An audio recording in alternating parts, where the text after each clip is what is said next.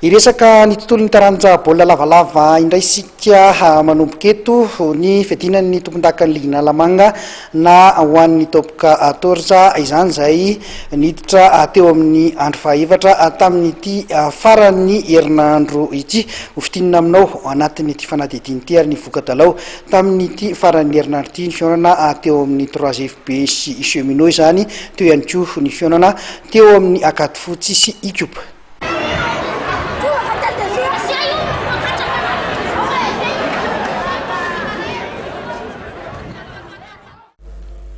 Resin'ny USA Akady Fotsy tamin'ny isa 3/telopolo ny USA Ikopa manao akanjo maitso amin'ny sary nandritra ny andro fahatelo amin'ny fedinan'ny tompon-dakan'ny Ligna Lamanga ho an'ireo fileovana ao anatin'ny top 14.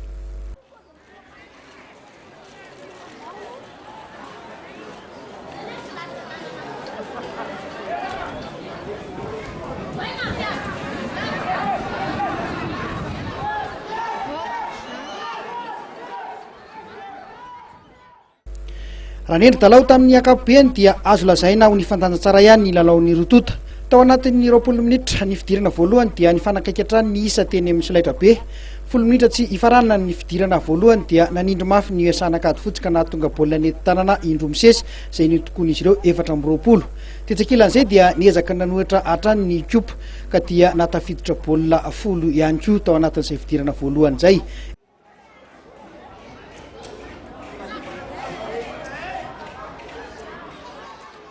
Efatra amby 20 io zany ny isa nisarahan'ny rotota teo amin'ny fizara-potoana voalohany.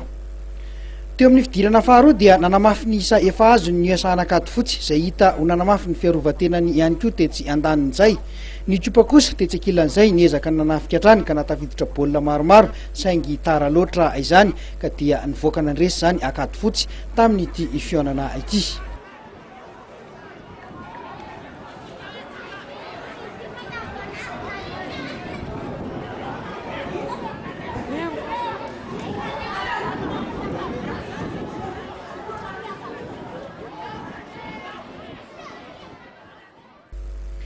Lalao isan'ny nandrasan'ny mpakafy ihany koa omaly sabotsy ny fihaonana teo amin'ny 3FB Serzareo Besetroka izay manao akanjo manga amin'ny sary ny 3FB manao ny akanjo mahazatra azy mena sy fotsy.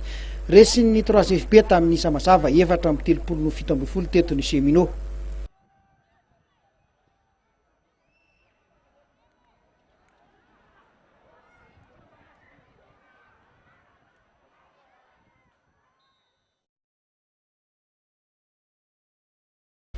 Tamin'ny ankapobeny dia nantsakan'ny 3FB ny 20 minitra ny lalaovana na teo amin'ny fidirana voalohany io na teo amin'ny fidirana faharoa. Nanatombo tamin'ny traikefa ny 3FB raha mbola hanampizatra ireo mpilalao tanorany ihany kosa ry zareo avy eo amin'ny Besetroka.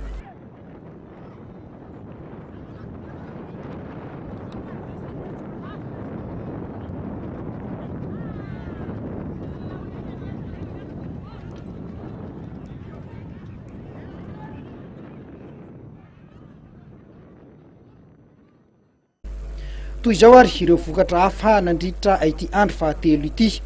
Ny FTM nandresy ny GST anambondrina tamin'isa 4/telopolo no 4/20, ny COSFA 4/20, ny RC nandresy ny 15 family tamin'isa 2/20 no 7/20, 3FB nandresy ny cheminot tamin'isa 4/telopolo no 7/20, ny Tamy Manosy be sy ny TFM Anakasina kosa ny Saraka Atsala 2/20 no 2/20.